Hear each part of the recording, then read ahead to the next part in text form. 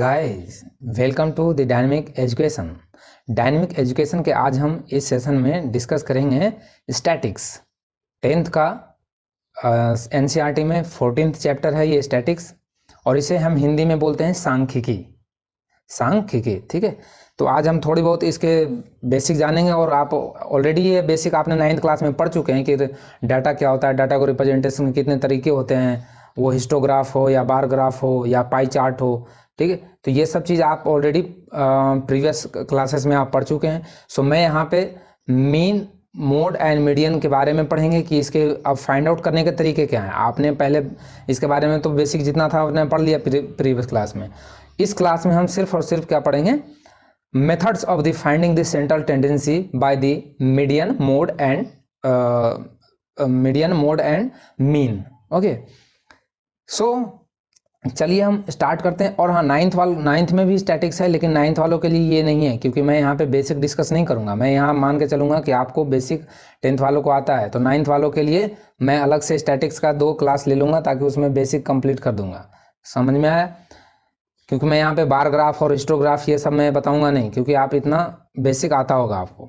तो चलिए आज का सेशन हम एक मोटिवेशनल थाट्स के साथ स्टार्ट करते हैं कि रात नहीं ख्वाब बदलता है, रात नहीं ख्वाब बदलता है, मंजिल नहीं राह बदलता है, मंजिल नहीं राह बदलता है, हौसला रखो जीतने का, अरे किस्मत बदले या ना बदले वक्त जरूर बदलता है। सो चलिए इसी थॉट के साथ हम अपने सेशन को आज स्टार्ट कर रहे हैं, और आई थिंक आप इसको एंजॉय करेंगे, ठीक है। ज़्यादा एंजॉय मत करना, मतलब पढ़ाई में एंजॉय करना है, ठीक है।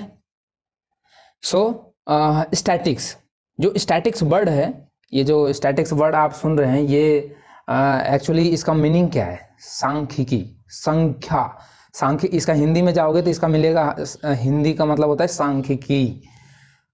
मतलब जितनी भी संख्या है ना, उसको एक प्रॉपर मैनर में रिप्रेजेंट करना ही क्या कहलाता है? स्टैटिक्स। क्या कहलाता है? स्टैटिक्स। आप अपने डेली लाइफ में देखते होंगे कि जैसे न्यूज़ चैनल वगैरह या टीवी वगैरह देखते हैं, या कोई पेपर, या अपन जब न्यूज़पेपर पढ़ते हैं तो उसमें आप मैगजीन वगैरह ये सब जब पढ़ते हैं तो उसमें आप देखते होंगे कि आपका जो ग्राफ होता है, उसमें जो डाटा होता है वो ग्राफिकल फॉर्म में दिया रहता है, एक टेबुलर फॉर्म में दिया जाता है, ठीक है। सो उसी यही सब का जो सिलसिला है, जो हम ये सब ग्राफिकल मेथड और ये जो टेबुलर फॉर्म में जो पढ़ते हैं, यही इसी को हम कहते हैं स्टैटिक्स। ये मैथमेटिक्स का चैप्टर है जिसमें हम क्या करते हैं, उसको समराइज करते हैं। डेट मीन्स यदि स्टैटिक्स का मैं बोलें कि स्टैटिक्स का यूज क्या क्या होता है, तो हम क्या करते हैं, डाटा को कलेक्टिंग करने में, एनालाइजिंग करने में, ऑर्गेनाइजिंग करने में, और इंटरप्रेट करने में, ठीक है। इंटरप्रिटेटिंग मतलब होता है, मतलब उसको आप किस तरह से जहाँ पे उसका यूज है वहाँ पे कहाँ कैसे यूज करना है, ठीक है। हमें किसी चीज़ का जल्दी से इन्फॉर्मेशन चाहिए तो हम उस डाटा को जल्दी से इंटरप्रिटेट करके फिर उसको हम यूज कर सके। और प्रेजेंटिंग में तो होगा ही। यदि मान लो आप स्कूल जाते हो, स्कूल में आपके क्लास टीचर होंगे, आप उन क्लास टीचर का काम क्या होता है? रजिस्टर मेंटेन करना, रिकॉर्ड मेंटेन करना। तो वो हर बच्चे का क्या करते हैं, जो आपके फॉर्मेटिव टेस्ट होते हैं और जो भी जितने भी टेस्ट होते हैं उसके मार्क्स को क्या करते हैं, वो लोग कंपाइल करके रखते हैं, समराइज करके रखते हैं, एक फाइल में बना के रखते हैं, ताकि कभी भी प्रिंसिपल उनको मीटिंग के लिए बुला ले कि बताइए आपका क्या प्रोग्रेस है, बच्चों का क्या प्रोग्रेस हुआ, इस सेमेस्टर में क्या हुआ, इस सेशन में क्या हुआ, इन 2 महीने में क्या बच्चों का प्रोग्रेस हुआ। आप क्लास टीचर हैं तो एक क्लास टीचर का दायित्व क्या बनेगा? वो ऐसे तो होगा नहीं, हर बच्चों का तो दिमाग में नोट तो करके रखेगी नहीं, क्योंकि इतनी तो मेमोरी पावर होगी नहीं मैडम की, ठीक है। इवन मैडम की क्या, किसी की भी नहीं हो सकती है, मैं हूँ या आप हो, कोई भी हो। सो अब कोई भी इंसान इसको मेमोराइज करके रख नहीं सकता कि हाँ इसका ये इतना आया था, इसका इतना आया था, इसका इतना। तो उसको क्या करते हैं हम लोग, एक प्रॉपर वे में क्या करते हैं, स्टॉक रजिस्टर होता है या जो भी नंबर का रजिस्टर होते हैं, उसमें उनको क्या करते हैं, रिकॉर्ड रखते हैं, कि ताकि जब एक डाटा के फॉर्म में होगा, एक पिक्चर के फॉर्म में होगा, या जैसे भी उनको सुविधा लगेगा, बहुत सारे रिप्रेजेंटेशन के बहुत सारे तरीके होते हैं, तो उस फॉर्मेट में क्या होगा, उस फॉर्मेट में वो जाकर प्रेजेंट करेगी और बोलेगी हाँ सर इतने बच्चे हमारे हैं, हमारे अंडर में ये बच्चे का हमारा लिस्ट है, इतना मार्क्स, बच्चे इतने से ज़्यादा फर्स्ट डिवीज़न आए हैं, इस सेकेंड डिवीज़न इतने आए हैं। तो उसके पास डाटा होगा तभी तो वो जल्दी से एनालाइज कर देगी ना, प्रेजेंट कर देगी। एनालाइज भी कर देगी और प्रेजेंट भी करेगी। तो स्टैटिक्स में हमने क्या क्या पढ़ा है कि पहले कलेक्टिंग करो, फिर एनालाइजिंग करो, उसके बाद ऑर्गेनाइज करो। उसको ऑर्गेनाइज मतलब उसको एक तरह से ढंग से उसको प्रेजेंटिंग मतलब उसको ढंग से एक बार बनाओ, ठीक है, उसको अच्छे तरीके से एक बार उसको देखना कि उसमें कहीं गलतियां तो नहीं है, ये सब ऑर्गेनाइज करते हैं हम। फिर उसके बाद उसको इंटरप्रिटेट करते हैं, उसके बाद हम उसको प्रेजेंट कर देते हैं, ठीक है। तो डाटा में डाटा एनालिसिस में ये सब हम काम करते हैं स्टैटिक्स के अंदर, ठीक है। और आप ये बोल सकते हैं कि जेनेटिक्स में भी यूज होता है। जेनेटिक्स में कैसे यूज होता है, आप जैसे कोई भी जेनेटिक्स का जहाँ रिसर्च सेंटर होता है वहाँ पे डाटा रखा जाता है, हर एक स्पीसीज के जेनेटिक्स का रखा जाता है। तो वहाँ भी क्या रहता है, वहाँ भी डाटा का क्या करता है, बार ग्राफ या इस टाइप के चीज़ों को रखा जाता है कि हाँ भाई ये जेनेटिक्स इंडेंजर्ड में है, खतरनाक में, खतरे में है, ऐसे है वो। तो हर ऑर्गेनाइजेशन में, हर कंपनी क्या करती है, संख्या के जो इंटरप्रिटेशन है उसको क्या करता है, उसको एनालाइज करके अपने एक अच्छे फॉर्मेट में, जैसे बार ग्राफ हो गया या हिस्टोरिकल ग्राफ हो गया, ये सब में क्या करता है, उसको अपने पास स्टोर करके रखता है, ताकि इन फ्यूचर कभी भी हमें एनालिसिस करने की ज़रूरत हो तो हम उसको एनालिसिस कर सकते हैं। समझ में आया? जैसे आप न्यूज़ चैनल में देखते होंगे टेम्परेचर बताता है, तो वो टेम्परेचर कैसे बताता है, मौसम विभाग वाले जो होते हैं, जो मानसून डिपार्टमेंट वाले होते हैं, वो कैसे बताते हैं कि कल बरसात होने की चांस इतना है, ये है वो। तो वो डाटा एनालिसिस ही तो करते हैं। उनके पास 30-30 साल, 40-40 साल का डाटा होता है। और वो किस में होता है, अब इतनी सारी डाटा को ऐसे लिख के तो नहीं रख सकते कि संडे को इतना, मंडे को इतना, ट्यूसडे को इतना, ऐसे, और इस साल इतना है। तो हर मंथ और वीक तो मेंटेन करना पॉसिबल है नहीं। तो हम क्या करते हैं, पूरी साल का एक समराइज ग्राफ बना लेते हैं, ठीक है। पूरी साल का समराइज ग्राफ बना लेते हैं कि हाँ ये इधर मंथ हो गया, इधर ईयर, इधर टेम्परेचर डिग्री हो गया कि कितने की डिग्री रहा, और मंथ का उसमें फिर वो बार ग्राफ से हम उसको रिप्रेजेंट करते हैं, इस मंथ में इतना रहा था, इस मंथ में। फिर वो क्या करते हैं कि उस ड्यूरेशन को भी नोट करके रखते हैं कि पिछले साल कब बरसात हुई थी, इतने से इतने तक कितना डिग्री, कितने सेंटीमीटर का बरसात हुआ था, किस जगह पे कितना हुआ था।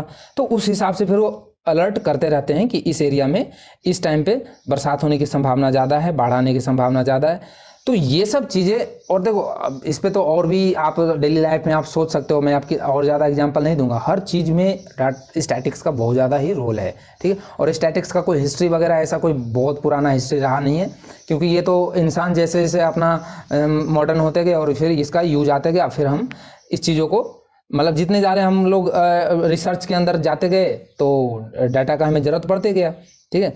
तो फिर हम उसे हैंडलिंग करने के लिए हमने डिपार्टमेंट बनाया स्टैटिक्स, ठीक है। सो हम जानते हैं कि आपको रिप्रेजेंटेशन जो है इसका सब कुछ आता होगा आपको, ठीक है। डाटा क्या होता है, प्रेजेंटेशन ऑफ द डाटा क्या होता है, ये सब आपको आता होगा। 3 टाइप का जो प्रेजेंटेशन, जैसे मैं टैली मार्क्स, ये सब आता होगा, पिक्टोग्राफ, ये सब आपको आपने बहुत पढ़ा होगा, 7th में भी है। एक एक चैप्टर तो हमेशा स्टैटिक्स होता ही है, क्योंकि कल हो के आप कहीं भी काम करोगे या आप खुद का भी ऑर्गेनाइजेशन करोगे तो आपको डाटा का तो इंटरप्रिटेशन आना तो चाहिए ना। तो इसलिए ये हर आपको क्लास में एक चैप्टर तो मिलता ही है। और आपने ग्राफिकल रिप्रेजेंटेशन भी 9th में देखा होगा, वो सब हम यहाँ पे डिस्कस नहीं करेंगे। बार ग्राफ हो गया, हिस्टोग्राम्स हो गया, हिस्टोग्राफ जिसको बोलते हैं, ठीक है। और फ्रीक्वेंसी ऑफ पॉलीगन्स हो गया, जिसमें हम की मिड पॉइंट लेके फिर ग्राफ बनाते हैं। तो ये सब चीज़ें आप ऑलरेडी पढ़ चुके हैं, मैं इस पर डिस्कस नहीं करूँगा ज़्यादा। मैं आता हूँ डायरेक्ट कि मीन क्या होता है, मोड क्या होता है और मीडियन क्या होता है, ठीक है। तो चलिए हम बेसिक स्टार्ट करते हैं, फिर उसके बाद हम इसके आएंगे हम एनालिसिस पे, कि इसमें एनालिसिस कैसे कैसे हम फॉर्मूले को इंटरप्रिटेट करेंगे। तो देखो, जो मीन होता है, मीन जिसे हम बोलते हैं अर्थमेटिक मीन, ठीक है। अर्थमेटिक मीन और कुछ नहीं है, ये एवरेज जो कॉन्सेप्ट है ना, एवरेज। अब देखो यहाँ से कॉन्सेप्ट आता है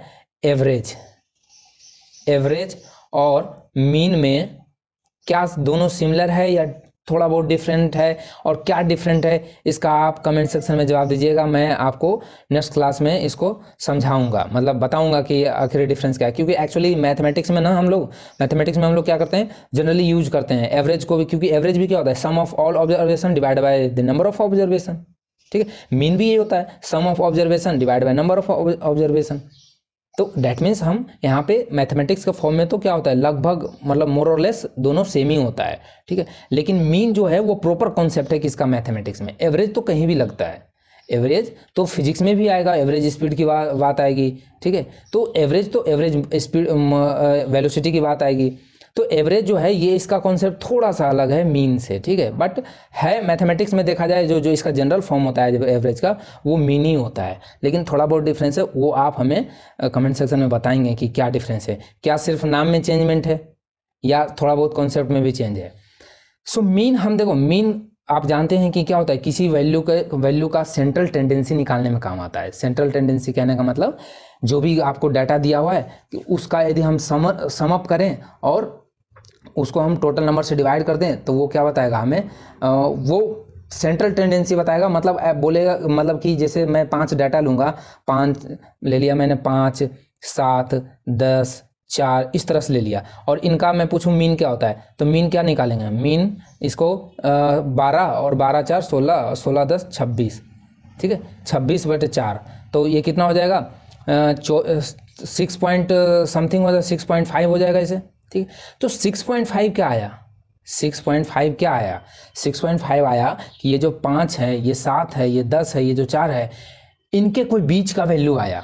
इनके क्या आया, कोई बीच का वैल्यू आया। देखो ये जो एवरेज है वो कहीं भी जो लोएस्ट नंबर है और जो हाईएस्ट नंबर है उसके बीच में ही आया, ये नंबर उसके बीच में ही आया। तो हम ये कह सकते हैं कि मीन जो है सेंट्रल टेंडेंसी निकालने में काम आता है, ठीक। बट ये एग्जैक्ट सेंट्रल टेंडेंसी नहीं देता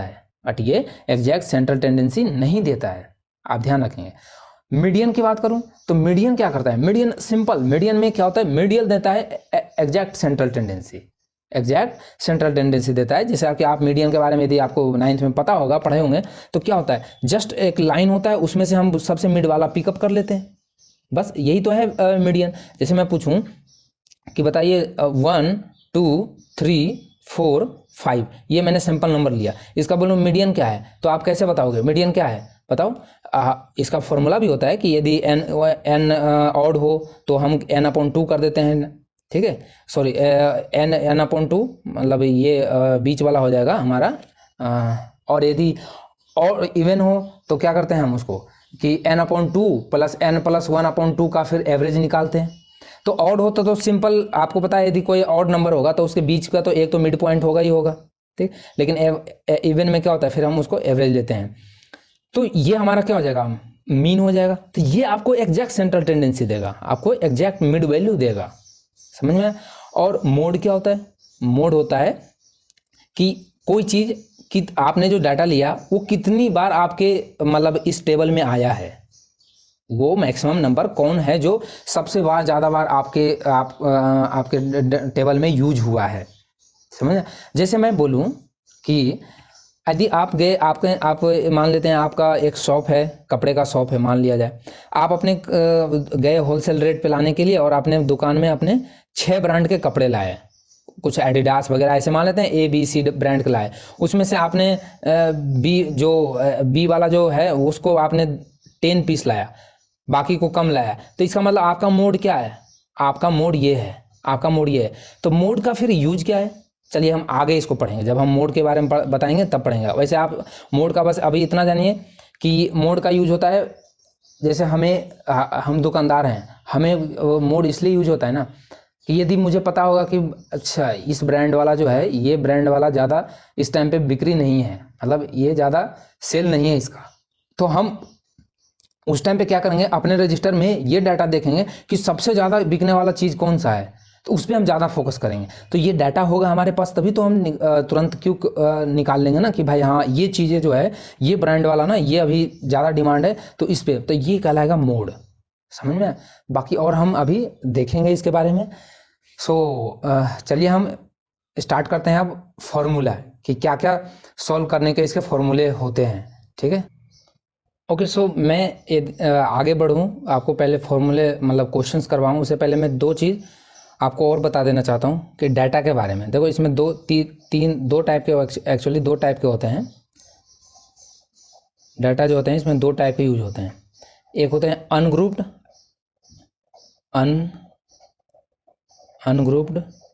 ठीक है, और एक होता है ग्रुप्ड। ओके, सो अनग्रुप डाटा का मतलब ये बेसिक चीज़ है, क्योंकि इसमें बहुत ज़्यादा यूज आएगा, इसलिए मैं इसको अभी बता दे रहा हूँ। कुछ बच्चों को याद नहीं होगा तो वो यहाँ पे रिवीजन कर लें। जैसे मैं बोलूँ 3, 4, 8, 6, 16, 9, 4, 2, 3, 7, 6, इस तरह से मैं यदि डाटा को लिख रहा हूँ तो ये है अनग्रुप डाटा। ये क्या है? Ungroup data. समझ में आया? ये है अनग्रुप डाटा। लेकिन मैं यदि ग्रुप की बात करूं तो ग्रुप में भी दो हो जाते हैं। ग्रुप में क्या हो जाते हैं? दो हो जाते हैं। एक हो जाते हैं डिस्क्रीट, ठीक है, एक होते हैं डिस्क्रीट, DISCRETE, डिस्क्रीट। एक होते हैं कंटिन्यूअस, इसको बोलते हैं डिस्क्रीट फ्रीक्वेंसी डिस्ट्रीब्यूशन, या ऐसे भी नॉर्मली इसको फ्रीक्वेंसी डिस्ट्रीब्यूशन डाटा भी बोलते हैं, ग्रुप फ्रीक्वेंसी डिस्ट्रीब्यूशन। तो FREQUEN फ्रीक्वेंसी डिस्ट्रीब्यूशन, ठीक है। हिंदी में इसको बोलते हैं विविध बारंबारता बंटन, विविध बारंबारता बंटन। एक होता है कंटिन्यूअस, ठीक है, एक होता है कंटिन्यूअस। तो continuous frequency FD, frequency distribution, इसे बोलते हैं सतत बारंबारता बंटन, सतत बारंबारता बंटन। तो ये अनग्रुप्ड है। इसी ग्रुप्ड को क्या करते हैं, इसी अनग्रुप को हम क्या करते हैं, एक प्रॉपर मैनर में यदि फॉर्म कर देते हैं तो वो क्या कहलाता है? डिस्क्रीट। वो क्या कहलाता है? डिस्क्रीट। डिस्क्रीट का मतलब होता है अलग अलग, सिंगल वैल्यू, तोड़ देना, ठीक है। तो हम क्या करते हैं, ये जो बार बार ये जो रिपीट हो रहा था ना, जैसे 3 यहाँ भी आ रहा था, यहाँ भी आ रहा था, ठीक है, 8 यहाँ भी आ रहा है और आगे भी ऐसे, मतलब ये मिक्स फॉर्म में चल रहा है, 6 है भी है, 6 यहाँ भी है। तो डेट मीन्स इस वैल्यू को क्या करना है कि जो अभी बार बार रिपीट हो रहा है उसको डिस्क्रीट कर देना है, इस सिंगल में कर देना है और उसको फ्रीक्वेंसी के टर्म में लिख देना है। अब देखो यहाँ दो वर्ड आएगा, एक तो फ्रीक्वेंसी आएगा, एक आएगा क्यूमुलेटिव फ्रीक्वेंसी। तो फ्रीक्वेंसी तो आप जानते होंगे कि फ्रीक्वेंसी का मतलब होता है कि कौन वैल्यू कितनी बार आया, डेट मीन्स फ्रीक्वेंसी, ठीक है। कोई काम आपने बार बार कर रहे हो तो वो कितनी है, नंबर ऑफ फ्रीक्वेंसी है, समझ में। और क्यूमुलेटिव फ्रीक्वेंसी इसका मतलब होता है एक रेंज वाली फ्रीक्वेंसी, मतलब इतने रेंज तक इतना वैल्यू आएगा। वो आप जब मैं क्वेश्चन कराऊंगा ना क्यूमुलेटिव का, फिर आपको ज़्यादा क्लियर होगा, ठीक है। सो इतना तो आपको नॉलेज डिस्क्रीट का रखना होगा। डिस्क्रीट का मैं यदि ऐसे एग्जांपल हूँ तो ऐसे लिखेंगे डिस्क्रीट को, यहाँ लिख देंगे XI, ठीक है, और इधर लिख देंगे FI, और ये X1 X2 इधर चलते जाएगा। ये जैसे मैं ले लूँ 3, ठीक है, 4, 5, 6, इस तरह से मैं, और इस डाटा को यहाँ पे 5, 6 इस तरह से और ऐसे लिखते जाऊँ। तो मैं यहाँ से देख कर लिखूंगा कि 3 कितने बार आ रहा है, तो 2 बार आ रहा है, ये फ्रीक्वेंसी होगी। 4 कितनी बार आ रहा है, तो 4 2 बार आ रहा है। 5 कितनी बार आ रहा है, 1 बार आ रहा है। 6 कितने बार आ रहा है, 3 बार आ रहा है। तो इस तरह से हमने क्या कर दिया, इसको चीज़ों को, जो इतनी बड़ी डाटा था ना, इसको हमने क्या कर दिया। अब आप खुद सोचो कि यदि आपको ये छोटे जैसे आपको अब एक घर का यदि डाटा एनालिसिस करना है हमें, उसकी मीन निकालना है, तब तो ठीक है, तब तो फिर कोई बात नहीं है। आप डाटा को सबको सम अप करोगे और लिख दोगे, जो रिपीट हो रहा है, जो नहीं रिपीट हो रहा है तो भी। लेकिन आपको पूरी आपको एक मोहल्ला, मतलब 20 घर का आपको डाटा कलेक्शन दिया जाए कि बताइए नंबर ऑफ पीपल्स कितने हैं इसमें, तो उसमें फिर आपको थोड़ा सा टफ हो जाएगा। तो आप क्या चाहोगे, अपने कैलकुलेशन को थोड़ा इजी करना चाहोगे। तो भाई इसीलिए क्या कर दिया, उसको डिस्क्रीट फ्रीक्वेंसी डिस्ट्रीब्यूशन टेबल की तरह लिख दिया कि जो जिस मकान में 3 पर्सन्स होंगे उनकी फ्रीक्वेंसी कितनी है, 2 है। तो हमें यहाँ से पता चल जाएगा कि 2 मकान ऐसे हैं जिसमें 3 लोग रह रहे हैं, ठीक है। 4 पर्सन्स वाले ऐसे 2 मकान और हैं जो जिसमें 4 लोग रह रहे हैं, 5 वाले जो 1 हैं और 6 वाले 3 है। इस तरह से हमने इसको क्या कर दिया, डिस्क्रीट फॉर्म में लिख दिया। अब इससे भी बड़ा डाटा हो, ये तो चलो एक 20 मोहल्ले का बात किया, या हमने एक गलियों में जितने भी मकान थे उसकी बात किया। लेकिन यदि आपको पूरी की पूरी एक कॉलोनी दे दिया जाए, ठीक है, पूरी की पूरी एक आपको एरिया दे दिया जाए, पूरी का पूरा एक नगर दे दिया जाए कि चलो आप इसका एनालिसिस करके बताओ, ठीक है, या उससे भी बड़ा दे दिया जाए कि पूरी डिस्ट्रिक्ट का, तो उस टाइम पे हम क्या करते हैं, कंटिन्यूअस लिखते हैं। और कंटिन्यूअस का मतलब, कंटिन्यूअस में हम किस में लिखते हैं, क्लास फॉर्म में लिखते हैं, क्लास मार्क जिससे हम बोलते हैं ना, क्लास मार्क। मतलब इसमें हम रेंज के फॉर्म में लिखते हैं। क्या करते हैं, अब जैसे बहुत बड़े डाटा होगा तो आप ऐसे एक एक करके कितना लिखोगे, तो उसको हम रेंज बना देते हैं कि इतने से इतने वैल्यू तक इतना है, इतने से इतना वैल्यू तक इतना है। तो इस तरह जैसे मैं बोलूँ कि यदि 100 लोग हैं, 100 स्टूडेंट हैं और 100 मार्क्स का एग्जाम है। अब एक एक बच्चों का लिख कर रखना थोड़ा सा टफ हो जाएगा, ठीक। तो हम यहाँ का क्या करेंगे कि रेंज बना देंगे कि 0 से 10, 10 से 20, ठीक है, रेंज बना देंगे। और 20 से 30, इस तरह से आप रेंज को कंप्लीट कर लेना। 30 से 40 इस तरह से हम लिख देते हैं, ठीक है। 100 तक, अप टू 100 तक लिख देंगे। अब इसमें हम क्या करेंगे, फिर हम इधर से इधर नंबर ऑफ स्टूडेंट लिख देंगे कि 7, 10, 8, 9 इस तरह से लिख लेंगे, ताकि ये कंप्लीट ऐड होके 100 ही आए, उससे ज़्यादा नहीं होना चाहिए। तो फिर हम इसको क्या करेंगे, इस रेंज से हमें पता चल जाएगा कि 0 से 10 तक मार्क्स लाने वाले बच्चे कितने हैं, 7 हैं। 10 से 20 तक लाने वाले कितने हैं, 10 हैं। 20 से 30 तक 8 हैं। तो इस तरह से इसको हम रेंज फॉर्म में लिख देते हैं। इसको बोलते हैं कंटिन्यूअस फ्रीक्वेंसी डिस्ट्रीब्यूशन। और इसी 3 फॉर्मूले हर जो जितने भी हम मीन पढ़ेंगे उसमें भी अनग्रुप्ड का देखेंगे, डिस्क्रीट का देखेंगे और कंटिन्यूअस का देखेंगे, ठीक है।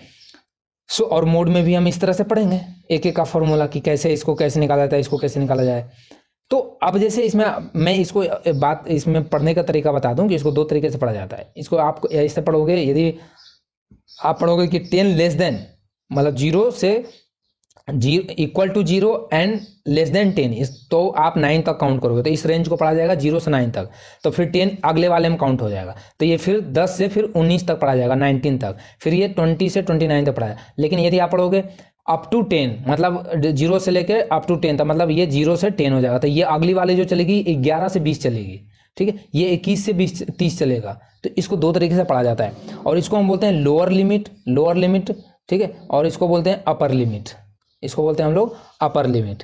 समझ में आए? तो ये चीज़ आपको थोड़ा सा ध्यान रखना होगा। सो चलिए अब हम अपना फॉर्मूला स्टार्ट करते हैं कि फॉर्मूला हम कैसे कैसे इसमें देखेंगे। तो फर्स्ट जो हम पढ़ेंगे वो पढ़ेंगे मीन ऑफ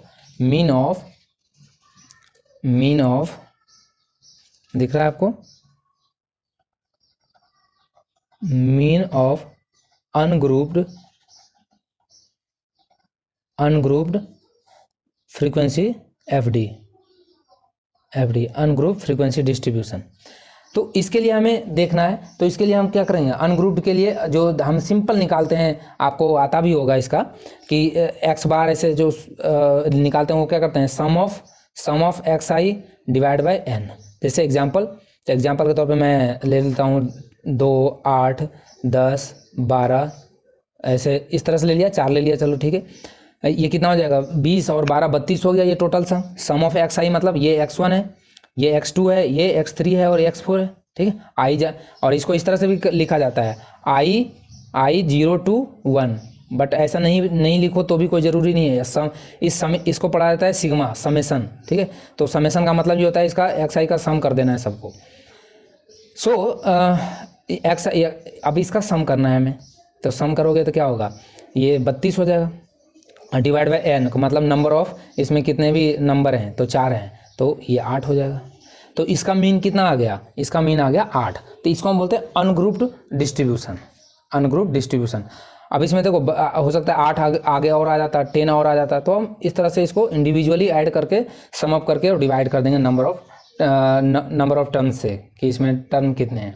उसके बाद अब आता है डिस्क्रीट फ्रीक्वेंसी डिस्ट्रीब्यूशन के लिए हम कैसे निकालेंगे। तो डिस्क्रीट के लिए ये तो फर्स्ट हो गया। सेकेंड हम पढ़ देंगे डिस्क्रीट के लिए। तो डिस्क्रीट के लिए हम क्या करते हैं, हमें पता है कि टेबल के फॉर्म में लिखते हैं। कैसे लिखते हैं, टेबल के फॉर्म में इधर एक्स आई लिखते हैं और इधर एफ आई लिखते हैं, और एक फिर नया टेबल क्या बनाते हैं, एक्स आई एफ आई। और ऐसा क्यों करते हैं, आप सोचिए ऐसा क्यों करते हैं, x i f I table क्यों बनाते हैं। तो भैया आप बनाओगे ना, ऑब्वियस सी बात है, आपको टोटल कलेक्शन, आपको जैसे मैं बोलूँ कि आपके पास 10 रुपया है, 10 रुपये का नोट है, ठीक है, और आपके पास 100 का नोट है, ठीक है, आपके पास 20 का नोट है, आपके पास 5 का नोट है, इस तरह से। और मैं आपको फ्रीक्वेंसी दे दूं कि 10 के जो हैं वो आपके पास 10 हैं, ये जो 100 हैं वो 2 हैं, और ये 4 है और ये 4 है, इस तरह से मान लिया।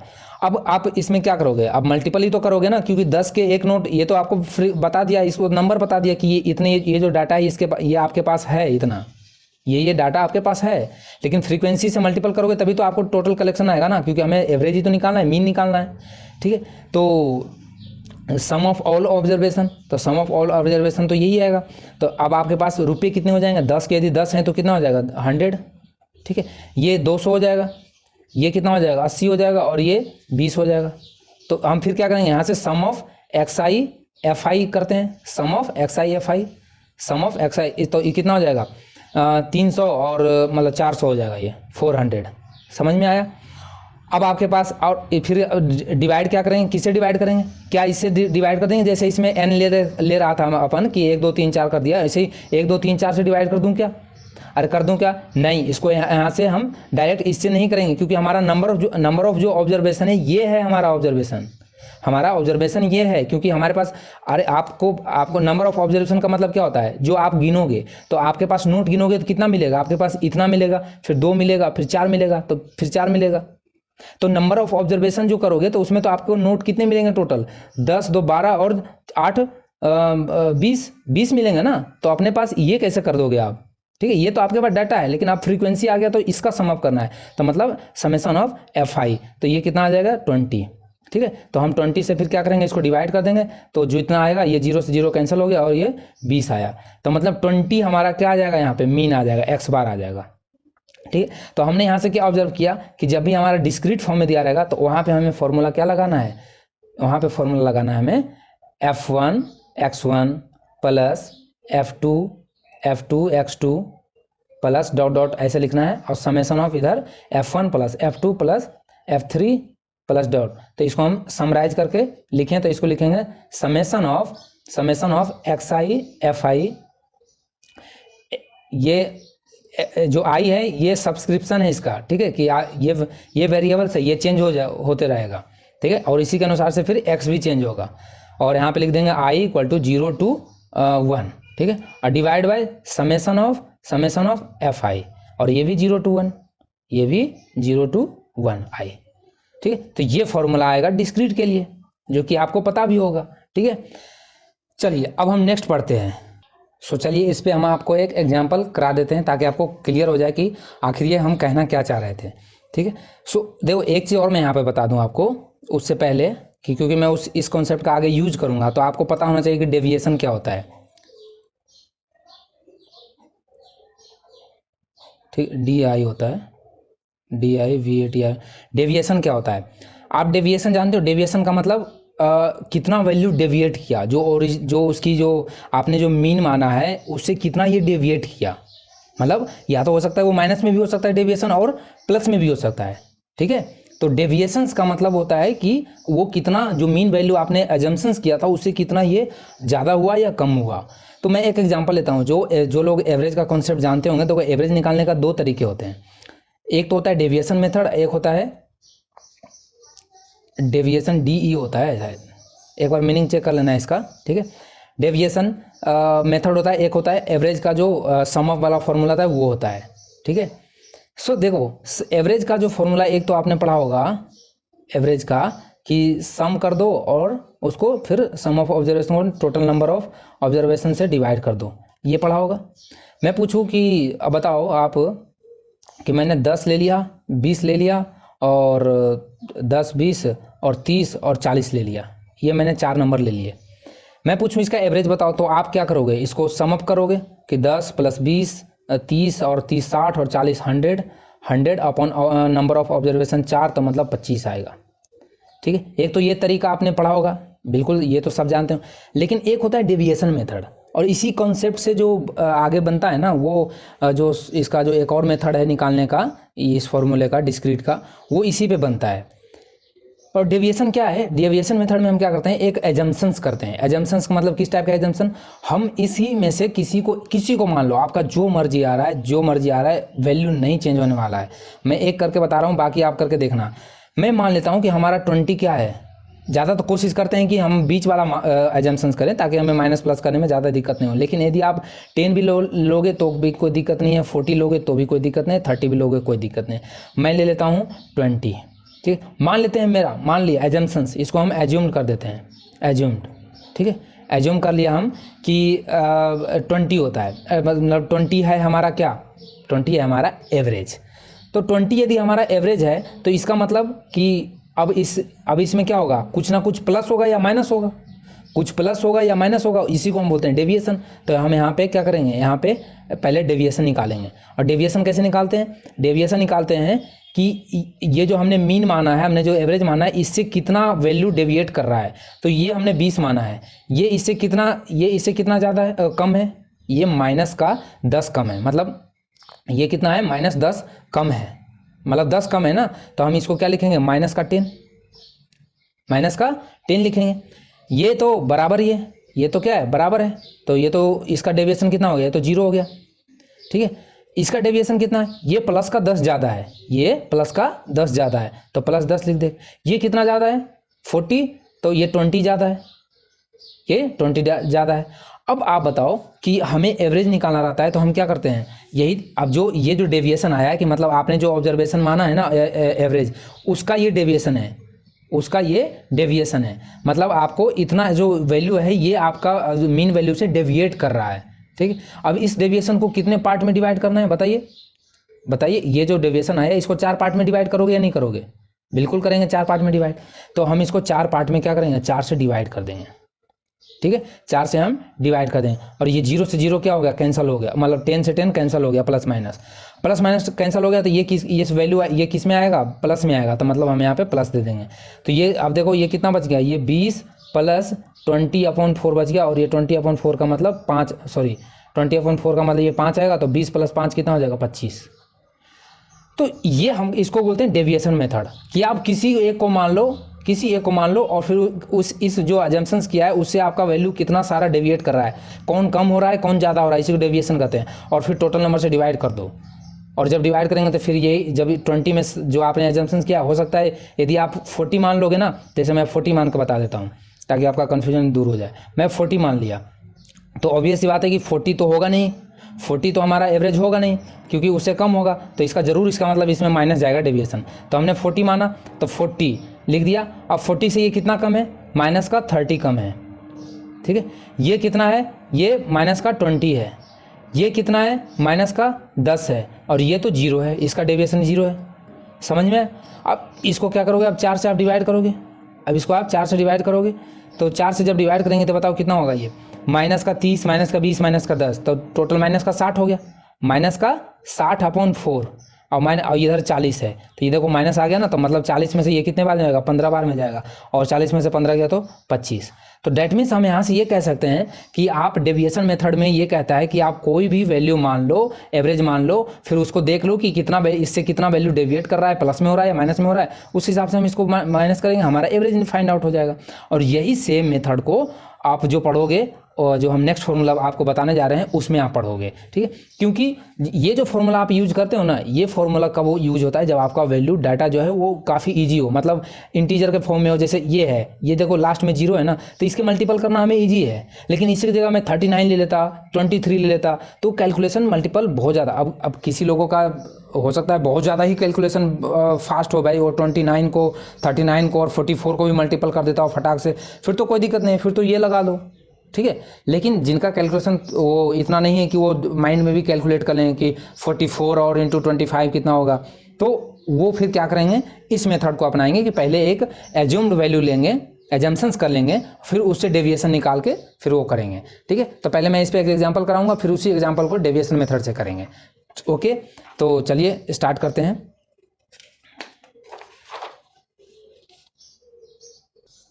एग्जाम्पल मैं आपके एनसीईआरटी से ही लेता हूँ, ताकि आप भी उसे देख पाओगे और उसको दोबारा आप अपने से सॉल्व कर पाओगे। ठीक है, तो मैं एग्जाम्पल ले रहा हूँ। क्वेश्चन ये कह रहा है कि marks obtain by the 30 students of class 11th, मतलब 11th ले लो, 10th ले लो, कुछ भी मान लो आप, मतलब 30 लड़के हैं, और मैथमेटिक्स का पेपर है, 100 मार्क्स का पेपर हुआ है, और इस तरह से जो टेबल दिया हुआ है, इस तरह से बच्चे ने ऑब्टेन किया है मार्क्स। तो मैं यहाँ पे लिख देता हूँ नंबर ऑफ, सब पहले लिखता हूँ मार्क्स ऑब्टेन।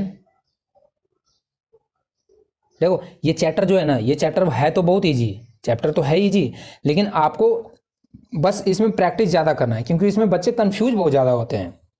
ठीक है, क्योंकि वो कौन सा वैल्यू कब, कौन सा फॉर्मूला कहाँ लगाना है, क्योंकि यदि आप उल्टा सीधा फॉर्मूला लगा दोगे ना, ग्रुप वाला अनग्रुप में लगा दोगे, तो फिर वैल्यू में डेविएशन बहुत ज़्यादा आ जाएगा, फिर आपका आंसर। और हाँ, एक चीज़ और, इसमें जो वैल्यू आएगा उसमें अलग अलग मेथड से थोड़ी बहुत डिफरेंस हो सकता है, 1 या 2 का। ठीक है, पॉइंट्स का फर्क हो सकता है। तो मैं पहले ही बता दे रहा हूँ, एक चीज़ और मैं यहाँ बता दूँ आपको कि इसमें जितने भी वैल्यू आते हैं वो आपको नाम ही है क्या इसका, mean value, average value. Average हमेशा क्या होता है, करेक्ट वैल्यू नहीं होता है। एवरेज हमेशा क्या होता है, करेक्ट वैल्यू नहीं होता है। ऑब्वियस सी बात है। आप एक बात सोचो यार कि आप जब भी कोई चीज़, आप बड़े बड़े डाटा को एनालिसिस करने जाओगे तो वहाँ पे कोई एग्जैक्ट वैल्यू आप फाइंड आउट कर सकते हैं क्या? क्या वो सारे के सारे वैल्यू जो आप फाइंड आउट करोगे वो एग्जैक्ट होगा? अरे नहीं होगा। मैं एक गांव का सर्वे कराऊं या एक जिला का सर्वे कराऊं और मैं बोलूं कि इसमें यहाँ पे लिटरेसी या साक्षरता दर कितना है, तो मैं उसको एवरेज में काउंट करूंगा और फिर उस एवरेज में हम एक ओवरव्यू लेते हैं कि हाँ इतनी परसेंट, इतना परसेंट। मैं यदि बोलूँ कि लिटरेसी रेट इस एरिया में 29% है, तो क्या वो 29 एग्जैक्ट वैल्यू बोल रहा हूँ मैं?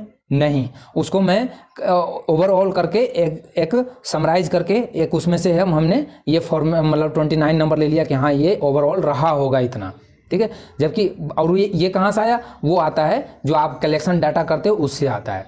तो इसमें ध्यान रखना, कभी भी इसमें आपको जब भी आगे भी पढ़ोगे, हायर क्लास में पढ़ोगे, तो उसमें हमेशा इसमें एग्जैक्ट वैल्यू नहीं काउंट होता है, ठीक है। अभी जैसे जनसंख्या होगा, अभी हमारे इंडिया में जनसंख्या होने वाला है ना, 2 चरण में होगा। अभी लॉकडाउन की वजह से थोड़ा डिले हो सकता है, लेकिन 2 चरण में हमारा 2021 वाला जनगणना होगा। तो जनगणना होगा, उसमें तो क्या होगा, उसमें क्या जो फाइंड आउट होगा, जितने भी लोग काउंट होंगे वो क्या एग्जैक्ट होंगे? नहीं, वो एक ओवरऑल डाटा होगा, ठीक है। और उसमें कहाँ क्या यूज होगा, उसमें भी स्टैटिक्स ही यूज होगा। समझ में आया?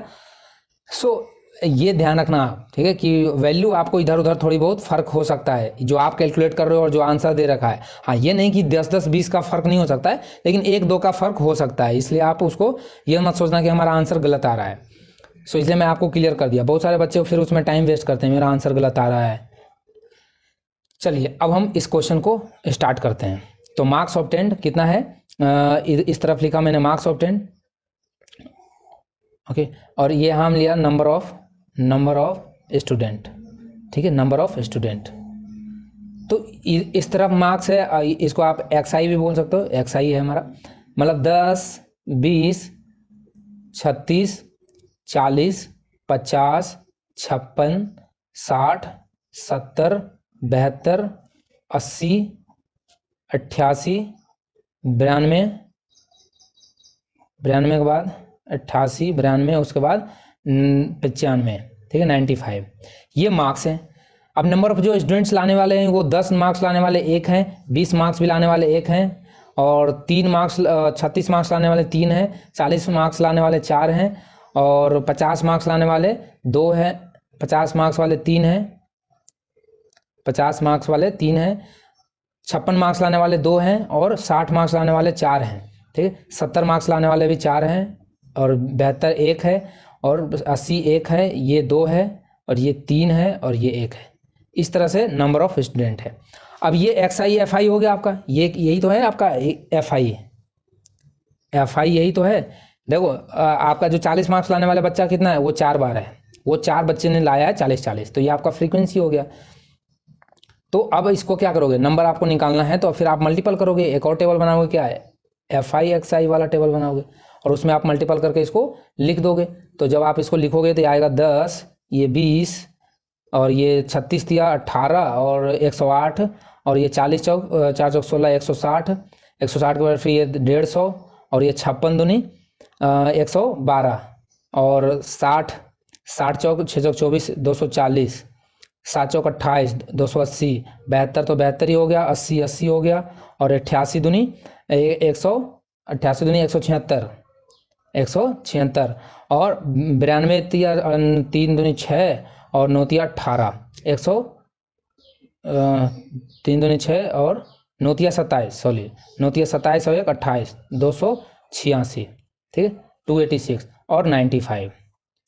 और जब आप इसका सम अप करोगे, जब इसका सम करोगे आप, तो इसका जो सम अप आएगा वो समेशन ऑफ XI FI जो आएगा वो आएगा 1779, ठीक है, 17। और इसका जो सम अप आएगा ये क्या था, FI जो था वो तो आपको दिया हुआ है 30 बच्चे है, वो 30 बच्चे, तो FI आपको अब आपको डिवाइड करना होगा, तो डिवाइड कर दो इसको। जब हम फॉर्मूले अपन लगाएंगे XI वाला X बार का, तो ये summation of FI XI divide by summation of FI, तो डिवाइड कितना हो जाएगा 1789 डिवाइड बाय 3, ठीक है। तो ये आप देखो, अब आपको ऐसे क्वेश्चन में क्या करना है ना, देखो जब मैं थोड़ा सा डिवाइड का भी आपको थोड़ा तरीका बताते जाऊंगा जो मैं यूज करता हूँ, ठीक है। ऐसा कोई जरूरी नहीं कि यही आपको लगाना है, किसी का जो जैसा ईजी लगता है ऐसे कैलकुलेशन करना है वैसे, ठीक है। आपको जो प्रैक्टिस ज़्यादा है, मेरा बताया हुआ नहीं, लेकिन जिसको जो अभी आपने एक परफेक्ट आपने नहीं सीखा होगा, जो बेसिक डिवाइड करते हैं उनके लिए बता रहा हूँ कि जब भी आपको जीरो वाला मिले ना, तो जीरो वाला में क्या करो कि आप पहले इसको ऐसे ब्रेक कर लेना, ठीक है, 3 × 10 में, क्योंकि इससे तो डिवाइड करने का कोई ज़रूरत नहीं पड़ता है। तो हम सिर्फ इसको 3 से डिवाइड कर लेते हैं, जो आएगा उसमें एक जीरो, एक जो जितना भी पॉइंट आएगा उसको एक तरफ इस तरफ और कर देंगे। तो 3 से आप जब डिवाइड इसको करोगे, तो जब ये 3 से डिवाइड करोगे तो ये कितना आ जाएगा, ये 59 टोटल जो मैं लिख रहा हूँ वैल्यू, आप करके देखना 59.3 आएगा। तो ये जो मार्क्स आया, मीन वैल्यू मार्क्स आया 59, और ये जो मार्क्स आता है मीन आता है, वो आपको इसको रीचेक भी कर सकते हो। जो आपका जो ये नंबर है ना, इसके मिड में आना चाहिए, मतलब एग्जैक्ट मिड में नहीं हो, ऐसा हो कोई ज़रूरी नहीं है, लेकिन अप्रॉक्स इधर उधर ही होना चाहिए। ऐसा नहीं कि यहाँ का कोई वैल्यू आ रहा है, इधर का कोई वैल्यू आ रहा है, और इसके रेंज से इसी के रेंज में आना चाहिए। पहली बात तो कि भाई मार्क्स यदि आपका 100 का है तो आप 100 से तो ऊपर ला नहीं सकते। यदि आपके 100 से ऊपर कैलकुलेशन आ रहा है, इसका मतलब आप तो महा गलती कर रहे हैं। और यदि आपका जीरो माइनस में आ रहा है तो आप फिर क्या कहना, फिर तो माशाअल्लाह। फिर चलिए इधर आप देखिए, तो आप इसको क्रॉस वेरीफाई करोगे तो ये कितना लगभग 60 है। तो आप देखो इसका एवरेज लगभग यहाँ पे इसके बीच में आ रहा है, 59 पॉइंट ये आ रहा है। तो डैट मीन्स हमारा जो वैल्यू है वो सेंट्रल टेंडेंसी की तरफ ही है, डैट मीन्स हमारा एग्जैक्ट वैल्यू ठीक ठाक है, ठीक है। अब ये तो वैल्यू जो था ये थोड़ा सा ईजी था, इसलिए हमने मल्टीपल कर लिया जल्दी जल्दी। लेकिन इसी वैल्यू को यदि थोड़ा टफ में हो, तब हम इसके लिए फिर क्या करते हैं, एजम्पशंस वाला चीज़ लगाते हैं। एजम्पशंस वाला जो वैल्यू हम इसमें लगवाते हैं। सो चलिए आपको मैं एक एग्जांपल से इसको भी समझाता हूँ, ठीक है। एग्जांपल हम लेते हैं। मैं मान लिया कि मैं अभी बता रहा हूँ एजम्पशंस मेथड से हम कैसे जो एजम्पशंस मेथड वाला फॉर्मूला है, इसको हम शॉर्टकट मेथड बोलते हैं। ऐसे शॉर्टकट हम निकाल लेते हैं, ज़्यादा इसमें नहीं होता है हमारा, इसको शॉर्टकट मेथड भी बोल सकते हैं आप, ठीक है।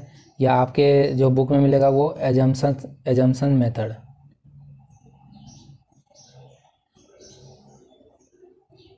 Assumption method, okay. सो देखो इसमें हम जो इसका जो फॉर्मूला होता है वो फॉर्मूला होता है x bar equal to A plus summation of f i d i plus summation of f i, ठीक है।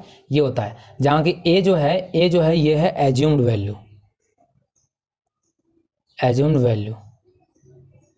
ठीक है। ये है आपका एज्यूम मीन, या एज्यूम मीन मान लो, हाँ वैल्यू थोड़ा ज़्यादा होगा, मीन मान लो, एज्यूम मीन। आपने ए जो मीन मान लिया, जैसे हम अभी डेविएशन मेथड में देख रहे थे ना कि हम एक 20 को मीन मान लिया था, वैसे आपने ए कोई मीन मान लिया, और ये ए जो होगा वो इसी टेबल में से होगा, वो मैं अभी बताऊंगा।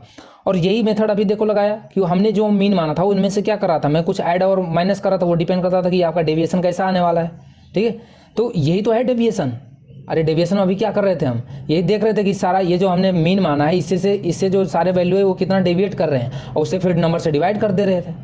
तो सेम है या नहीं है, डेविएशन मेथड ये, इसको आप इसी को, ये जो कॉन्सेप्ट है वो उसी से आया है, डेविएशन मेथड से ही, ठीक है। तो देखो इसका एक मैं एग्जांपल लेता हूँ। जैसे मैं एक टेबल लिया एक्स आई टेबल इधर ले लिया हमने, और ये एफ आई ले लिया, ठीक है। और ये हमारा डी आई मतलब डेविएशन, डी आई, और ये डी आई जो होता है वो होता है एक्स आई माइनस ए, जो आपने एजम्पशंस किया है वो, ठीक है। और वहाँ भी हम देख रहे थे ना, ये तो देख रहे थे, एक सेकेंड, यस। तो अब हम यहाँ पे आपको वैल्यू लिख देते हैं, ये 30, ये 40, ये मान लेते हैं 50। मैं वैल्यू इजी ले रहा हूँ ताकि कैलकुलेट करने में ज़्यादा टाइम ना लगे, ठीक है, समझना ज़रूरी है। और 80 इस तरह से ले लिया, और फ्रीक्वेंसी ले लिया मैंने 10, 15, ऐसे 20, 6 और 8, 5 ले लिया। चलो कोई दिक्कत नहीं। अब हमें डेविएशन देखना है, तो अब पहले तो आप एजम्पशंस करो, किसको मानोगे, एजम्पशंस किसको मानोगे। तो मोर और लेस हम, आप देखो इसको भी मान सकते हो, इसको भी मान सकते हो, कोई दिक्कत नहीं है, वैल्यू में कोई फर्क नहीं पड़ने वाला है। लेकिन आप कोशिश करना कि बीच वाला माने, ताकि हमें माइनस प्लस करने में ज़्यादा ईजी, मतलब ज़्यादा टफ ना हो, क्योंकि आप ये मानोगे तो आपको फिर इससे माइनस करना पड़ेगा। आप ये मान लोगे तो इधर भी थोड़ा टफ होगा, मतलब आसान पड़ेगा आपको, प्लस माइनस करना इधर भी कम पड़ेगा। तो इसलिए आप मिड वाला ज़्यादा कोशिश करना। तो मैं ए मान लेता हूँ हमारा 60, समझ में? ये हमने 60 मान लिया एज्यूम वैल्यू। अब ये हमारा एजम्पशंस हो गया। अब इसके हिसाब से फिर डी आई लिख दो, तो डी आई मतलब D1 लिखेंगे, D2 लिखेंगे इस तरह से। तो मैं यहाँ पहला लिख रहा हूँ, कितना हो जाएगा 30 30 माइनस 60 कितना हो जाएगा माइनस का 30, ठीक है। ये 40 माइनस 60 कितना हो जाएगा माइनस का 20, और ये माइनस का 10, और ये तो 0 हो जाएगा डेविएशन, और ये कितना हो जाएगा 10, ये प्लस का 10 और ये प्लस का 20, ये हो जाएगा डेविएशन इसका। अब हम क्या करेंगे, इसकी फ्रीक्वेंसी, अब वहाँ तो फ्रीक्वेंसी नहीं था, यदि वहाँ भी फ्रीक्वेंसी होता कि 20 दो बार आता, 30 दो बार आता, तो हम दो से मल्टीप्लाई करते, लेकिन यहाँ फ्रीक्वेंसी आपको दे रखा है, तो इनका मल्टीपल कर देना है, FI/DI, ठीक है। जहाँ की ये जो फॉर्मूला था ना ये DI, जहाँ की DI क्या है, DI है जो वैल्यू दे रखा है उसमें से एजम्पशंस माइनस करना है, समझ में आया। तो इसका कितना हो जाएगा माइनस का 300, ये कितना हो जाएगा 15 30, मतलब ये भी माइनस का 300, और ये माइनस का 200, ये 0, और ये 80, और ये 100, यही हो जाएगा। अब आप यहाँ से समेसन ऑफ FI/DI निकालोगे, समेसन ऑफ FI/DI कितना हो जाएगा, माइनस का तो देखो माइनस में कितना आ रहा है, ये माइनस में 800 आ रहा है, ये माइनस में 800 आ रहा है, और इधर कितना है 180, 180, तो 800 में 180 माइनस करोगे तो आई थिंक आपको 620 मिलेगा, माइनस का 620 मिलेगा, समझ में, माइनस का 620 मिलेगा। और ये समेसन ऑफ FI कितना है आपका, समेसन ऑफ FI आपको 10 15 25 20 45 और 5 50 और 8 से 14, मतलब ये आपको 64 है, FI आपका 64 है, समझ 64 है। समझ में आ रहा है? अरे क्लियर हो रहा है नहीं हो रहा है? चलो क्लियर हो रहा होगा, मान लेते हैं, ठीक है। नहीं हो तो कमेंट सेक्शन में बताना कहाँ प्रॉब्लम है। मीन, अब हमें मीन निकालना है, एक्स बार निकाल देना है। तो एक्स बार निकालेंगे तो अपन को 60 तो हमने एजम्पशंस लिया था फॉर्मूला, अब प्लस अब देखो माइनस का आ गया ना यहाँ पे, अब ये डेविएशन अपने आप में माइनस आ गया, तो ये माइनस का क्या हो जाएगा, माइनस का 620 डिवाइड बाई 64। तो अब इसको डिवाइड करोगे तो मैंने तो कैलकुलेट कर रखा है, मैंने 64 को आप डिवाइड कर लो 6 2, कितने बार में जाएगा ये 9 छक 54 और 9 छक 9 बार में जाएगा ये, आई थिंक 9 बार में, 9 से मल्टीपल करते हैं, 9 चौक 36, 3 और 9 चौक 54 और 3 57, हाँ 9 बार में जाएगा 9, फिर ये आ जाएगा 4, 11 में 7 गया तो 4, ये कट गया, ठीक है। तो ये आ गया, ये 20 है तो 6। सो अब आपको यहाँ से पॉइंट आप लगाओगे, पॉइंट लगा जब करेंगे तो ये आ जाएगा समथिंग, उसके बाद 9.6 मान लेते हैं, 9.6 मान लिया। तो 9.6 में अब आप इसमें क्या करो, 9.6 माइनस में आया तो 60 में से आप माइनस कर दोगे क्या 9.6 से, और 60 में 9.6 से माइनस करेंगे तो कितना आ जाएगा 50.4 हमारा आंसर आएगा, ठीक है 50.4 हमारा आंसर आएगा। यदि आपको इसको डायरेक्ट मेथड से करना होगा तो आप क्या करोगे, तो भी आप करके देख लो, ज़्यादा वैल्यू में फ़र्क नहीं आने वाला है। जैसे 30 है, डायरेक्ट मेथड होता तो हम कौन सा फॉर्मूला लगाते, यही लगाते ना, समेसन ऑफ XI/FI और अपॉन समेसन ऑफ FI। तो देखो यहाँ तो क्या वैल्यू इजी है तो आप इससे भी लगा सकते हो, लेकिन मेरा मकसद था कि इसको भी सिखाएं कैसे लगता है। यदि यही 30 के जगह पे आपको 39 मिलता, यदि 41 मिलता तो फिर टफ कितना हो जाता, ये तो 0 0 लास्ट में था इसलिए मैंने मल्टीपल कर दिया। तो आप इससे भी आप फाइंड आउट कर सकते हो। देखो समेसन ऑफ XI/FI कितना हो जाएगा, ये मैं यहाँ पे लिख देता हूँ, ऐसे यहाँ पे लिख लेते हैं, मान लिया जाए ये है आपका समेसन ऑफ FI/DI लिख लेते हैं, FI/XI सॉरी FI/XI यहाँ पे हमने लिख लिया FI/XI। तो यहाँ लिखो 30 300 हो जाएगा, ये कितना हो जाएगा 15 चौक 60 600, ये हो जाएगा, ये कितना हो जाएगा 10,000 हो जाएगा, ये 1000, और ये 6 छक 36, और ये 8 सते 56, और ये 8 पचे 40, 4000। अब देखो इसको जोड़ ऐड करना है आपको, तो अब देखो एडिशन में भी आपको थोड़ा सा टफ हो जाएगा, ये वैल्यू ज़्यादा आ गया ना, तो इसलिए डेविएशन मेथड से ज़्यादा इजी होगा इस टाइप से करने का। अब आपने XI/FI निकाल दिया, अब आप इसका सम अप करोगे और डिवाइड करोगे 64 से, तो आपको यही मिलने वाला है। समझ में आया? तो अब हम चलते हैं अपने नेक्स्ट कॉन्सेप्ट की तरफ। और हाँ देखो ये वैल्यू आता कहाँ से, ये जो फॉर्मूला है ये आपको फॉर्मूला आता कहाँ से, तो जब आप जैसे मैं यहाँ पूछूँ कि मैंने ये निकाल लिया, डी आई निकाल लिया, ठीक है, ये हमने डी आई निकाल लिया। अब मैं इसका यदि मैं पूछूँ डी बार कितना होगा, डी पे बार कितना होगा, डी पे मतलब डी का जो एवरेज हम निकालना चाहें तो डी का बार का फॉर्मूला क्या होगा, डी का बार का फॉर्मूला ये होगा ना, summation of f i d i divide by summation of f आई। ये तो हमने किया यहाँ भी तो हमने यही किया, summation of f i d आई और डिवाइड बाय समेसन, ये फॉर्मूला। तो आप इसको डी बार भी लिख सकते हो, ये फॉर्मूला ऐसे भी लिखा जा सकता है, x bar equal to A plus d पे बार, ठीक है, क्योंकि ये भी तो एक एवरेज ही तो है, ए मीन ही तो है ये। अब आप इसमें डी आई का वैल्यू, डी आई हमने क्या माना था, डी आई हमारा क्या है, एक्स, डी आई क्या होता है, एक्स आई माइनस एजम्पशंस। तो आप इसमें वैल्यू पुट करोगे तो ये आपको आएगा समेसन ऑफ एफ आई, और यहाँ पे आ जाएगा डी आई के जगह पे क्या आ जाएगा, x I minus A divide by summation of f आई। समझ में आए?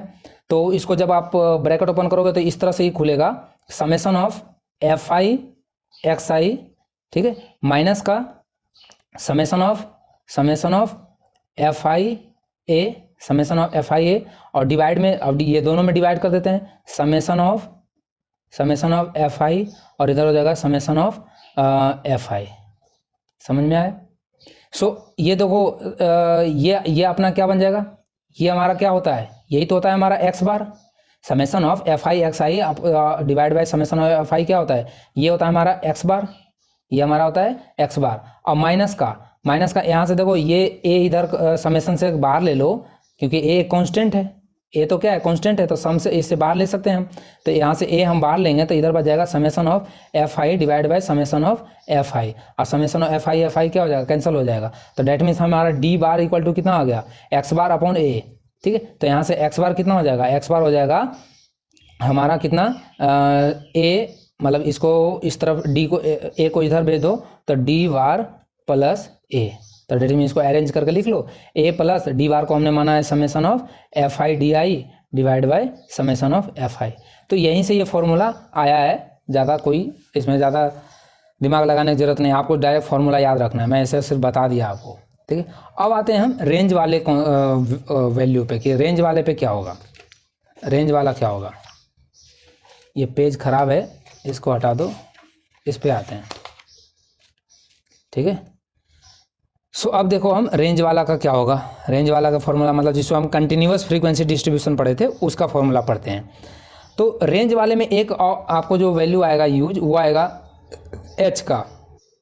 सो एच का जो एच यहाँ पे क्या होता है, क्लास इंटरवल, इस एच को हम क्या बोलते हैं यहाँ पे, क्लास इंटरवल। देखो जैसे आपको ये जो फॉर्मूला मैं बता रहा हूँ, ये क्लास इंटरवल के लिए अप्लाई होगा, जिसे हम कंटिन्यूअस फ्रीक्वेंसी डिस्ट्रीब्यूशन भी कहते हैं।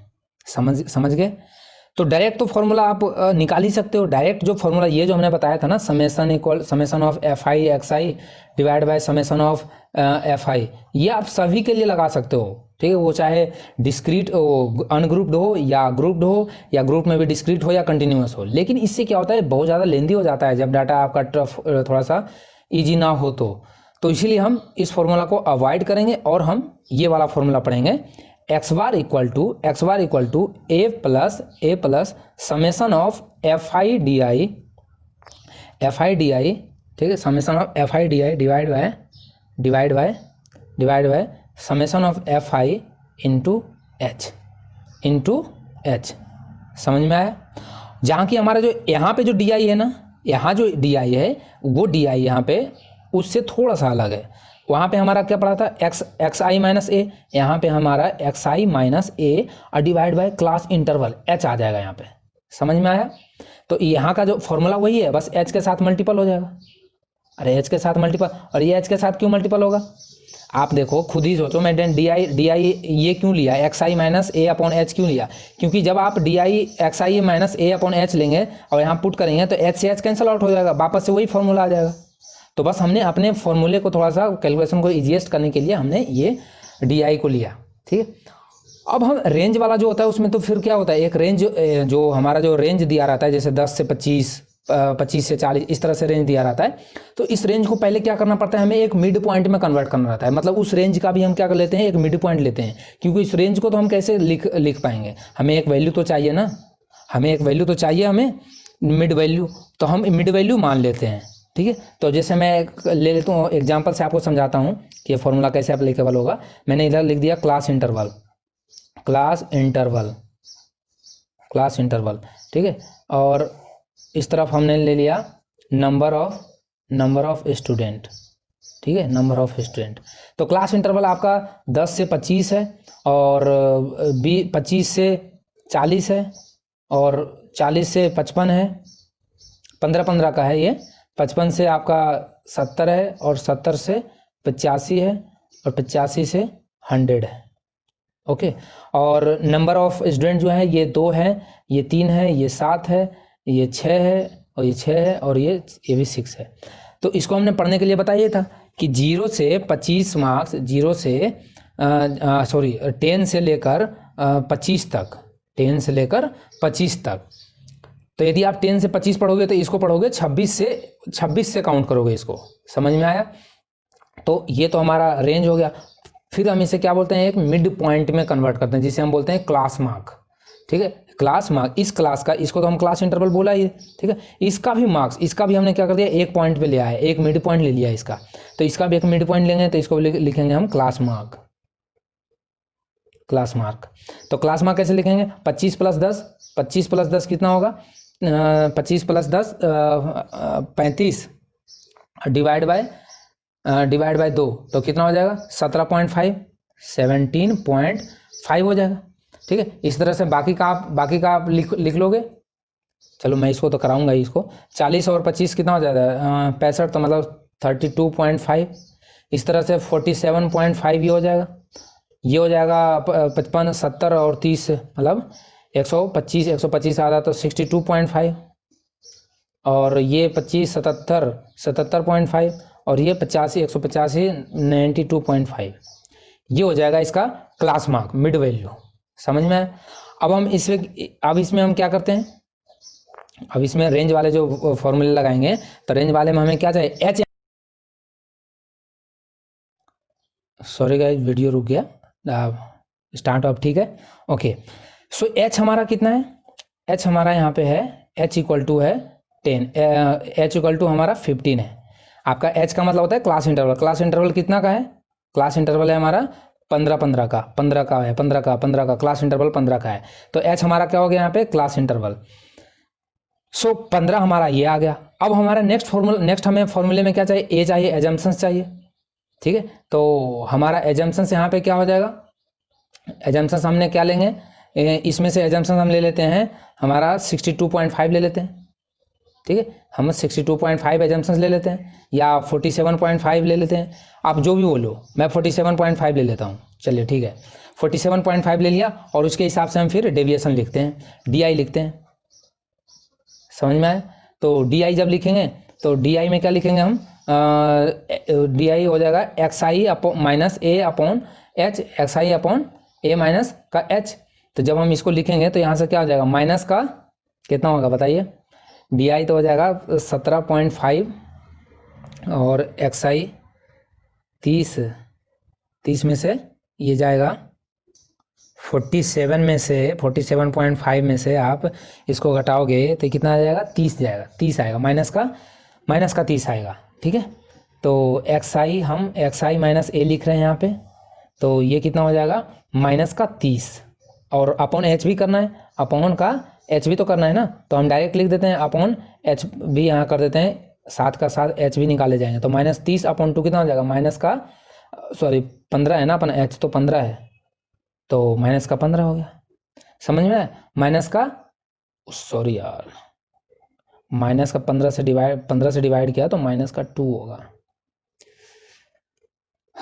फिर हम 47.5 में से 32.5 माइनस करेंगे तो कितना जाएगा, यह आ जाएगा माइनस का 15, और 15 को 15 से डिवाइड करेंगे तो -1 आएगा, माइनस का 1 आ गया। अब इसका तो डेविएशन क्या हो जाएगा, 0 ही होगा, इसका डेविएशन 0 हो गया। और यहाँ पे आप जब 62.5 में से ये माइनस करोगे तो 15 आएगा, और 15 का फिर 1 आएगा डेविएशन, ओके। और जब हम इसको 77.5 में से 47 माइनस करेंगे तो कितना हो जाएगा, 17, मतलब ये आएगा 30, ये 30 आ जाएगा अगेन। तो 30 में डिवाइड करेंगे तो 15 से तो 2 आएगा, और 90.5 मतलब ये 45 आएगा, और 45 और 47 92, फिर 45 को डिवाइड करोगे 15 से तो 3 आएगा, हमें ये 3 आ गया आपको वैल्यू, ठीक है, 3 आपके वैल्यू यहाँ पे आया। इसके बाद हम क्या करें, हमारा यहाँ पे ए कितना था, ए हम लिख लेते हैं यहाँ पे 47.5 था हमारा ए हमारा था 47.5, एच हमारा 15 है, ठीक है। अब इस फॉर्मूले में पुट कर दो, आपको सारा वैल्यू पता है। हाँ, summation of f i d आई भी तो करो, summation of f i d आई। तो पहले हम लिख लेते हैं एफ आई डी आई निकाल लेते हैं, यहाँ पे एफ आई डी आई निकाल लिया। तो एफ आई डी आई जब निकालेंगे तो कितना हो जाएगा बताइए, ये माइनस का 2 और यही तो है एफ आई, ये हमारा है एफ आई, ठीक है, ये एफ आई। तो माइनस का 2 और माइनस का 2 कितना हो जाएगा, माइनस का 4 और ये माइनस का 3, ये 0, ये कितना हो जाएगा 6 और ये 12 और ये 18। तो जब समेसन ऑफ एफ आई करोगे, यहाँ मैं लिखता हूँ summation of f i d आई करोगे तो कितना आएगा भाई साहब, 18 12 30 36 तो प्लस में आया और माइनस में 7 आएगा, तो 36 माइनस 29 आ गया, 29 आ गया। अब फॉर्मूले आपको सब सारा वैल्यू पता है, फॉर्मूले में पुट करो और बताओ एक्स बार इक्वल टू ए कितना है अपना 47.5 प्लस में summation of f i d आई, तो समेसन ऑफ एफ आई तो 29 है और divide bye F summation of f आई कितना है, समेसन ऑफ एफ आई इसको करो तो 18 और 7 25, 18 7 25 और 3 28 और 2 29, 28 2 नहीं सॉरी 30, 28 2 30 सॉरी, इंटू एच कितना है 15, तब एच हमारा इंटू 15, तो 15 से 2 बार में जाएगा और 29 को करेंगे तो कितना हो जाएगा, ये हो जाएगा 14.5 और 14.5 का मतलब ये कितना आ जाएगा 47 और 14 मतलब 1 48 और 14 48 10 58 और 4 62, यह आएगा 62 आ जाएगा इसका एक्स बार। समझ में आया। तो इस तरह से क्लास इंटरवल को हम किस तरह से ब्रेक करते हैं, क्लास इंटरवल को हम इस तरह से हम एक्यूरेटली फाइंड आउट कर लेते हैं इस फॉर्मूले से। जब हमारा किस में हो वैल्यू कंटिन्यूअस फ्रीक्वेंसी डिस्ट्रीब्यूशन में दे रखा हो तो हम इस फॉर्मूले से फाइंड आउट इजीली कर लेते हैं। समझ में आया। तो इसे हम बोलते हैं स्टेप डेविएशन मेथड, इसे हम क्या बोलते हैं स्टेप डेविएशन मेथड, और उसको जो पहले वाला हमने किया था उसको बोलते हैं एजम्पशंस डेविएशन मेथड, ठीक है। ये स्टेप डेविएशन मेथड हो गया और एजम्पशंस डेविएशन मेथड जो आपके बुक में लिखा हुआ मिलेगा। समझ में आया। तो आप इसमें 2 फॉर्मूले ध्यान रखेंगे, एक ये और काफ़ी इजी फॉर्मूला है, बिल्कुल ध्यान रख सकते हैं, इसमें कोई ज़्यादा है नहीं, ठीक है। अब आपको क्वेश्चंस आप करते रहना इसका, क्योंकि क्वेश्चन तक करोगे तभी आपका इसमें कन्फ्यूजन दूर होगा, अदरवाइज कन्फ्यूजन दूर होने का तो कोई सवाल ही नहीं उठता है, आपको करना ही पड़ेगा इसका। तो मैं आपको एक और एग्जांपल कराता हूँ ताकि आपको क्लियर हो जाए इस पर कि कैसे निकालते हैं। चलिए एक और एग्जांपल कराता हूँ, आपके बुक से ही है कि परसेंटेज ऑफ, मैं एक टेबल बना देता हूँ यहाँ पे ताकि परसेंटेज, यहाँ पे परसेंटेज ऑफ फीमेल टीचर, ठीक है, परसेंटेज ऑफ फीमेल टीचर दिया है और इधर नंबर ऑफ स्टेट या यूटी मतलब यूनियन टेरिटरी दिया है, ठीक है, नंबर ऑफ स्टेट या यूनियन टेरिटरी। तो ये रेंज में दिया है कि 15 से 25, 25 से 35, 35 से 45, 10 का है, देख रहे हो 10 का है ना, यहाँ पे 10 का गैप चल रहा है, मतलब एच हमारा 10 है। 45 से 55, 55 से 65 और 65 से 75 और 75 से 85, ये आपको रेंज दे रखा है। अब आपको number of union territory state दे रखा है यहाँ पे 6, 11 और 7 4 2, 7 4 2, एक और आएगा यहाँ 4 है, ये 4 ये 2 और ये 1, ठीक है। तो इस तरह से आपको इस क्या दिया है, आपको इंटरवल दे रखा है, समझ में। तो अब आपको फाइंड आउट करना है, फाइंड आउट क्या करना है, आपको मीन फाइंड आउट करना होगा, ऑब्वियस सी बात है। तो मीन फाइंड आउट करने के लिए आप क्या करोगे, पहले तो इसको आप क्लास मार्क्स में लिखोगे, क्लास मार्क में ब्रेक करके आप इसको क्लास मार्क में लिखोगे। फिर क्लास मार्क में कैसे लिखोगे, इसका डिवाइड करके लिख लोगे। उसके बाद फिर क्या निकालेंगे हम लोग, क्लास मार्क के बाद क्या निकालते हैं, डी आई निकालते हैं। तो डी आई कैसे निकालोगे आप, डी आई इक्वल टू क्या निकालोगे, x I minus A divide by H, और ए कितना होगा, ए जो आएगा ये जो क्लास मार्क आएगा उसी इसमें से एक हम मिड वाला एजम्पशंस कर लेंगे, ठीक है। और फिर हम उसके बाद फिर निकालते हैं क्या है, D I f I, f आई हमारा ये है यहाँ पे, ठीक है, और ये एक्स आई है, तो यहाँ पे हम फिर डी आई और एफ आई निकाल के इसका समेशन करके फॉर्मूला में पुट कर देंगे। अरे इजीली निकाल लोगे या नहीं निकाल लोगे, काफ़ी इजी होगा आपको यहाँ पे फाइंड आउट करना। यदि आपको देखो, यदि आप ये आपको दिमाग लगाना होगा कि भैया आपका कौन सा मेथड आप लगाओगे, ठीक है। जो भी आप 3 मेथड आपको बताया मैंने, एक तो डायरेक्ट मेथड, जो डायरेक्ट मेथड आप summation of f i x I upon summation of f आई करो, ये है, ठीक है। एक हमने एक्स बार का बताया कि ए प्लस करो, ए प्लस में मान के और फिर डेविएशन लगा दो, summation of f i x i divide by summation of f आई। और एक फॉर्मूला हमने देखा जो इंटरवल के लिए था, ऐसा कोई जरूरी नहीं कि वो इंटरवल के लिए ही था, ठीक है। और इंटरवल वाला इससे भी सॉल्व किया जा सकता है, कोई दिक्कत नहीं है। क्लास मार्क निकालो, फिर उसमें से एफ आई एक्स आई करो और फिर आप फाइंड आउट कर लो, कोई दिक्कत नहीं है। लेकिन उसमें टफ पड़ेगा मल्टीपल करना, एजम्पशंस कर लोगे तो फिर डेविएशन में फिर क्या होता है, वो माइनस में हो जाता है, इसलिए ईजी पड़ता है। तो आप एक्स बार इसका ये फॉर्मूला पढ़ा, एक एक्स बार का फॉर्मूला पढ़ा कि जब आपका क्लास इंटरवल दे ही रखा है तो उसमें एच से मल्टीपल कर दो, a plus summation of f i, यहाँ पे हम डी आई लिखते हैं, ये डी आई लिखते हैं, D I summation of f i d i divide by summation of f i into H, जहाँ की यहाँ पे डी आई, इसमें डी आई सिर्फ होता है क्या, इसमें डी आई होता है एक्स आई माइनस ए, और यहाँ पे हम डी आई क्या कर देते हैं, एच से डिवाइड कर देते हैं, बस यही फ़र्क है। और ये क्यों करते हैं हमने बता रखा है कि एच से क्यों करें, क्योंकि आप एच कैंसिल हो जाएगा तो वापस से यही फॉर्मूला आ जाएगा ना अपन को, ठीक है। क्योंकि यहाँ क्लास इंटरवल दे रखा है इसलिए हम यहाँ पे एच का यूज कर लेते हैं। समझ में आया? तो आपको ये डिपेंड करेगा कि आपका वैल्यू एग्जामिनेशन में कैसा दिया है। काफ़ी इजी दिया है तो आप ये फॉर्मूला लगाओगे। जब आपको मान लिया ऐसा नंबर दिया है कि आपको 10, 20, 30 ऐसे दिया है, तो फिर हम क्यों इतना करने जाएंगे इसको, फिर तो हमारा ये इजी पड़ेगा। लेकिन यदि आपको क्लास में दे रखा है, क्लास इंटरवल में, या कोई अच्छी मतलब ख़राब डिजिट दे रखा है, ख़राब का मतलब जैसे जो मल्टीपल में ख़राब लगे, तो 39, 31 इस तरह से, तो उसको फिर हम इस मेथड से करेंगे। समझ में आया? तो ये आपके ऊपर डिपेंड करता है कि आप कौन सा लगाना चाहोगे, स्टेप डेविएशन मेथड या एजम्पशंस डेविएशन मेथड या डायरेक्ट मेथड। समझ में? अब हम नेक्स्ट क्लास में पढ़ेंगे इस पे, जो आज हमने मीन पढ़ा और कुछ इसके इंपॉर्टेंट चीज़ें पढ़ें। तो मैं कोशिश करता हूँ कि मैं पूरी की पूरी आपको समझाऊँ ताकि ये आया कहाँ से, ताकि आप रटो नहीं, ठीक है। तो आई थिंक आप अब इसमें मीन पे आपका एक चैप्टर है 14.1 एनसीईआरटी का, इसको आप सॉल्व करेंगे। बाकी हम एक जो क्वेश्चन वाला सेशन करते हैं उसमें फिर हम करेंगे ही आर डी शर्मा का क्वेश्चन। बाकी अब मोड और मीन हम नेक्स्ट क्लास में पढ़ेंगे। तब तक आप देखते रहिए the Dynamic education. This is Rohit signing off.